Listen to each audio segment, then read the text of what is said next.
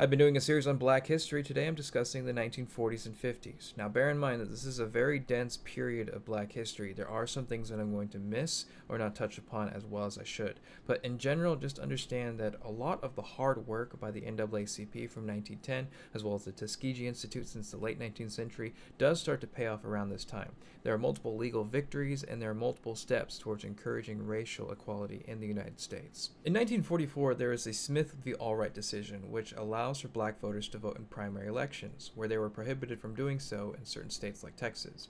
In 1946, you have the Morgan v. Virginia decision, which bans segregation on interstate bus travel. In 1947, you have Du Bois and the NAACP submitting an appeal to the world, a statement of denial of human rights to minorities to the United Nations, bringing more international attention to the racial disparities of the United States, which puts more pressure on the politicians of the U.S. to fight for racial equality. Because bear in mind, this is during the Cold War, this is during the Red Scare, and one of the things that the Soviet Union does a lot of is racial propaganda against the U.S., showing that the U.S. is really a divided country by highlighting its racial division. So by going to the United Nations, this puts the spotlight on the U.S. to do more for racial equality. In July of 1948, President Truman signs Executive Order 9981, which desegregates the armed forces. Later that year in October, the California Supreme Court strikes down laws banning interracial marriage in Perez v. Sharp. In July of 1949, there would be the case of the Groveland Four, or the Groveland Boys. In Lake County, Florida, 4 black teenagers are accused of raping a white woman. One of them is shot 10 days later while running from police custody. The remaining 3 are beaten to force a confession, with 2 being sentenced to death and 1 being sentenced to life in prison because he's only 16 years old. In 1951, with the help of legal counsel from people like Thurgood Marshall, who would become the first black Supreme Court justice, the Supreme Court orders a retrial for the Groveland case because no evidence was presented and there was an all-white jury. The court overturns the convictions, but in November of 1951, while in police custody, Lake County Sheriff Willis V. McCall and his deputy Yates shoot Samuel Shepard and Walter Irvin. Shepard is killed and Irvin survives. Harry Moore, an NAACP organizer and official, calls for Sheriff McCall to be suspended by the Florida governor. And on Christmas of 1951, Moore and his wife Harriet die after their house is bombed. In 2021, all 4 of the Groveland Boys are exonerated by the state of Florida. Harry Moore's case would go cold and would be opened multiple times with no clear convictions. The case is never solved. On June 5, 1950, the Supreme Court rules in favor of Sweatt in the case of Sweatt v. Painter, a black law student who was attempting to attend the University of Texas at Austin School of Law.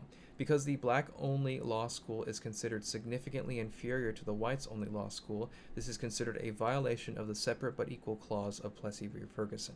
On July 11, 1951, there is the Cicero Race Riots in Chicago, where 4,000 white people riot when protest when they hear that there is a black family known as the Clarks moving into their neighborhood. They vandalize the apartment, and then they throw rocks at the complex, as well as at firefighters who were brought in to restore order, and later on the National Guard, who was also brought in to restore order. This is the first race riot to be broadcast on local television, drawing widespread criticism and condemnation. Despite this, however, black people still continue to move into Chicago, and ultimately there is less racially motivated violence than there was before. From 1951 to 1952, there are 40 reported bombings of black families in the South, as per the NAACP. However, in 1952, for the first time in 70 years, there is a year with no recorded lynchings, according to the Tuskegee Institute. On April 30th, 1953, after a 3-year-long legal battle, the Supreme Court rules in D.C. v. Johnson R. Thompson Company, Incorporated, to ban racial segregation in public places in Washington, D.C. Activists who were told that segregation laws were no longer relevant nor enforced improved their case by recording that black patrons were denied service in 63 of 99 restaurants. On June 19, 1953, Reverend T.J. Jemison starts the first bus boycott in the civil rights movement in Baton Rouge, Louisiana, a city where 80% of the people who ride the bus are black. After 6 days, the bus companies cave, providing more rights for black riders. However, it does not fully end segregation. Yet, this was the first successful bus boycott in the civil rights movement. In 1954, Malcolm X was appointed minister of Temple No. 7 of the Nation of Islam in New York City. I will discuss him in greater detail in a later video. On May 17, 1954, the Supreme Court rules in Brown v. Board of Education that segregation in public schools is unconstitutional. This is a major change when it comes to ending Jim Crow laws in the U.S. A year later, on May 31, 1955, the court would also rule that schools must desegregate immediately. This leads to events such as the Little Rock Nine in 1957, where the National Guard is brought in to stop the students from attending the school, by which the president then federalizes the National Guard to protect the students and allow them to attend. Like I said, there is a lot to cover. I will later cover 1955 to hopefully 1964 in my next video on this series.